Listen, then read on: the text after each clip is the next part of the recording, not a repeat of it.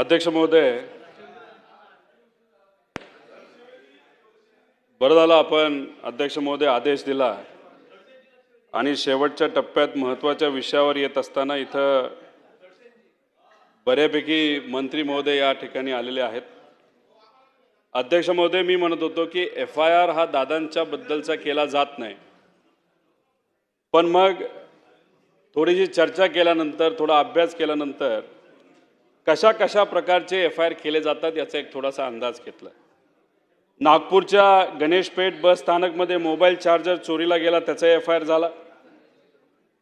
मध्य पुणे खेड इथं घराबाहेरून चप्पल चोरीला गेली याचा FIR झाला. पुणे एका मांजराने वारंवार पोपटाच्या पिंजऱ्याला पकडल्याने 2 शेजाऱ्यामध्ये वाद झाला आणि त्यांचा FIR झाला. दौंड 150 पाळीव कबुतरे चोरीला गेली त्याचा FIR झाला. नागपूर कुत्र्याच्या भुंकण्याने हैराण काही लोक झाली त्याच्यावर अध्यक्ष महोदय त्या ठिकाणी FIR झाला. नाशिकमध्ये नळावर पाणी भरण्यासाठी आलेल्या लोकांमध्ये वाद झाला त्याचा FIR झाला. कोथरूडमध्ये रहिवाशाच्या अंगणात शेजारच्या झाडाच्या फांद्या आल्या म्हणून FIR झाला अध्यक्ष महोदय. पण दुर्दैव असं अजितदादांच्या ॲक्सिडेंटबद्दल घातपातबद्दल FIR व्हावं यासाठी अध्यक्ष महोदय फार वनवन त्या ठिकाणी फिरावं लागलं.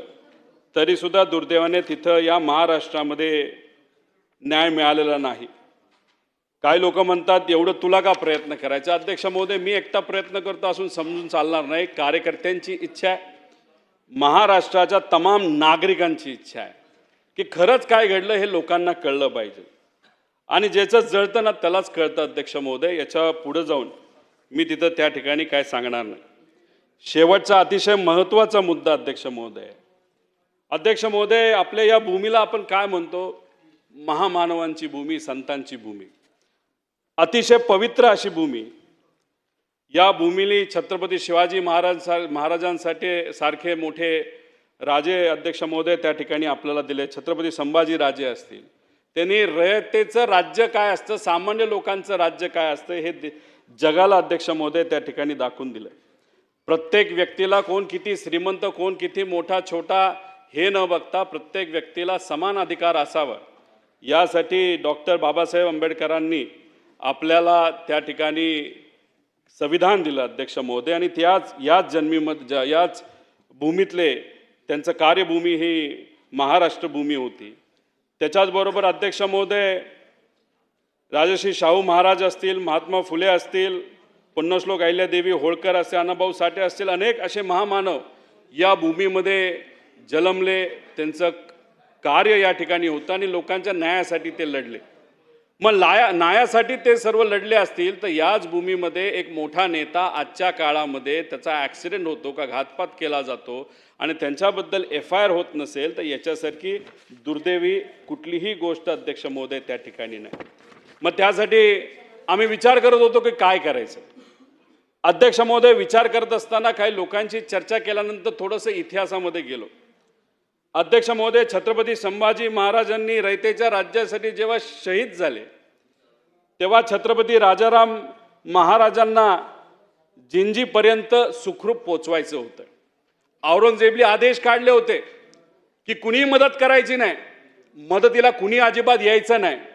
हे आदेश काढले असताना सुद्धा कर्नाटकमध्ये असलेल्या राणी चेन्नम्मांनी त्या आदेशाला धुडकावून छत्रपती शिवाजी महाराजांचं कार्य, त्यांच्या परिवारातला एक व्यक्तीला सुखरूप आपल्याला ठेवायचं आणि खालपर्यंत आपल्याला त्या ठिकाणी घेऊन जायचं आहे, त्यामुळे त्यांनी त्या ठिकाणी मदत केली. म्हणजे शेजारी धर्म हा त्यांनी त्या ठिकाणी पाळला अध्यक्ष महोदय.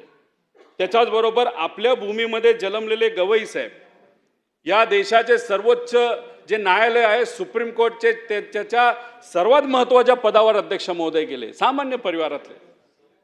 पण विश्वरत्न डॉक्टर बाबासाहेब आंबेडकरांनी दिलेला अधिकार त्यांचे विचार मनामध्ये ठेवून कष्ट करून हा व्यक्ती त्या ठिकाणी गेला, मोठा झाला आणि दिल्लीच्या कुठल्या तरी एका कार्यक्रमामध्ये एक असाच चिल्लर कुठला तरी माणूस येतो काय, बूट घेतो काय, असा फेकून मारतो काय त्याच्याबद्दल आंदोलनं झाली अध्यक्ष महोदय. या भूमीमध्ये गवई साहेबांचा जन्म झाला, या भूमीमध्ये आंदोलनं झाली.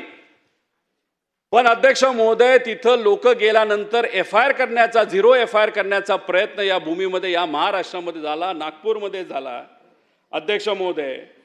त्याच्याचबरोबर अमरावतीमध्ये झाला, कोल्हापूरमध्ये झाला, सोलापूरमध्ये झाला, पुण्यात झाला. पण झिरो FIR या भूमीमध्ये गवई साहेबांच्या बाबतीत अध्यक्ष महोदय तिथं दिला गेला नाही, नाही तर घेतला गेला नाही. तो कुठं घेतला गेला? तो घेतला गेला कर्नाटकामध्ये अध्यक्ष महोदय. मग हे सगळं बघून अध्यक्ष महोदय मी कर्नाटकाला त्या ठिकाणी गेलो. एक कुठलं तरी पोलीस स्टेशन अध्यक्ष महोदय बँगलोर शहरामध्ये होतं. त्या पोलीस स्टेशनला जाऊन बसलो. काही लोक तिथं त्या SHOशी चर्चा करत होते. त्यानंतर माझी वेळ आली, मी तिथं गेलो, त्यांना विनंती केली की आम्हाला असा झिरो FIR करायचा आहे. त्यांना इतिहास पुरा सांगितला गवई साहेबांच्या बाबतीत. इथंच याच बँगलोरमध्ये तुम्ही झिरो FIR तिथं केला होता, तर हा FIR करायला काय हरकत आहे? आमच्या नेत्यावर अन्याय होतो, आमच्या महाराष्ट्रामध्ये तिथं न्याय दिला जात नाही. पोलीस प्रशासनावर आम्ही रागवलोय, नाही तर आम्ही चिडलोय असं नाही. सगळेच पोलीस प्रशासन काय खराब असतं असं नाही. पण सत्तेतल्या काही लोकांना खुश करण्यासाठी जे काही थोडेफार पोलीस अधिकारी असतात त्यांच्यावर मात्र त्या अध्यक्ष महोदय आम्ही रागावलेलो आहे आणि तिथं नाराजगी अध्यक्ष महोदय आमची तिथं आहे. मग तिथं त्या पोलीस स्टेशनला गेल्यानंतर वकिलाबरोबर आणि त्यांच्याशी चर्चा केल्यानंतर अध्यक्ष महोदय या भूमीमध्ये अजितदादांनी 40 वर्ष दिली. सकाळी 7 वाजल्यापासून रात्री 12 पर्यंत लोकांच्या हितासाठी काम केलं. परिवाराकडे दुर्लक्ष केलं. प्रशासनाला विश्वासात घेतलं. मोठ्या प्रमाणात विकासाची कामं या महाराष्ट्रामध्ये केली. 22 वर्ष या राज्याचे जे मंत्री राहिले, अनेक वर्ष उपमुख्यमंत्री राहिले. या महाराष्ट्रामध्ये त्यांच्या बाबतीतला FIR घेतला नाही. पण कर्नाटकामध्ये अध्यक्ष महोदय अजितदादांचा FIR आता स्वीकारण्यात आलेला आहे. अध्यक्ष महोदय हा झिरो FIRच्या अंतर्गत हा स्वीकारलेला FIR मी तुमच्या समोर आणतो. काल संध्याकाळी झालेला हा FIR हा आज सकाळी या राज्याचे, महाराष्ट्र राज्याचे DG कडे, त्या राज्य सरकारकडनं, त्या तिथं असणाऱ्या DG कडनं कर्नाटकाच्या हा इथं ऑनलाईन ट्रान्सफर करण्यात आलेला आहे. आता DGनी ठरवायचं, होम मिनिस्टरनी ठरवायचं या FIRचं करायचं काय अध्यक्ष महोदय. हा असाच तुम्ही अडखळीत ठेवायचा का तो स्वीकारायचा? तो स्वीकारून बारामतीला पाठवायचा आणि याच्या पुढं अजितदादांचं इन्व्हेस्टिगेशन होत असताना या FIRलाच केंद्रबिंदू ठेवून अध्यक्ष महोदय इन्व्हेस्टिगेशन त्या ठिकाणी झालं पाहिजे. ठीक आहे, कर्नाटक आपल्या देशामध्ये येतो, एक आपलं राज्य आहे, या देशातलं राज्य आहे, आपण भारतीय आहोत. त्यांनी अजितदादांना न्याय देण्याचा प्रयत्न अध्यक्ष महोदय त्या ठिकाणी केला. तर माझी या सरकारला विनंती आहे, CM साहेबांना विनंती आहे, दोन्ही उपमुख्यमंत्र्यांना विनंती आहे, खास करून सुनित्रा काकींना विनंती आहे की ठीक आहे, कदाचित काही अडचणी असतील, त्यामुळे काही गोष्टी तिथं होत नसतील, पण आम्ही प्रयत्न करून, कार्यकर्त्यांनी प्रयत्न करून हा FIR कर्नाटकामध्ये केलेला FIR आता इथं ट्रान्सफर झाला या महाराष्ट्रामध्ये. तर या बाबतीत इथं तो एक्सेप्ट करून याच्यावर इन्व्हेस्टिगेशन अध्यक्ष महोदय त्या ठिकाणी झालीच पाहिजे असं आमचं त्या ठिकाणी मत आहे. आता ह्या सगळ्या गोष्टी बघितल्यानंतर दादा जिथं कुठं असतील तिथून काय म्हणत असतील, लय वंगाळ निघाली राव हे सर्व, अशीच परिस्थिती आहे ना. कुणी सत्ताधाऱ्यांनी कुणी त्यांची बाजू घेतली, ठीक आहे, आपापल्या लेवलला त्यांनी त्यांच्या लेवलला पत्र दिली, प्रयत्न केले, पण कुठंतरी आता लक्ष देऊन या इन्व्हेस्टिगेशनकडे खऱ्या अर्थाने टप्प्याटप्प्याने आपल्याला जावं लागेल. CBI कडे लगेच पुढच्या 2 दिवसामध्ये प्रस्ताव पाठवावा लागेल. CID काय केलं हे लोकांना सांगावं लागेल. FIR हा एक्सेप्ट केला जावा लागेल.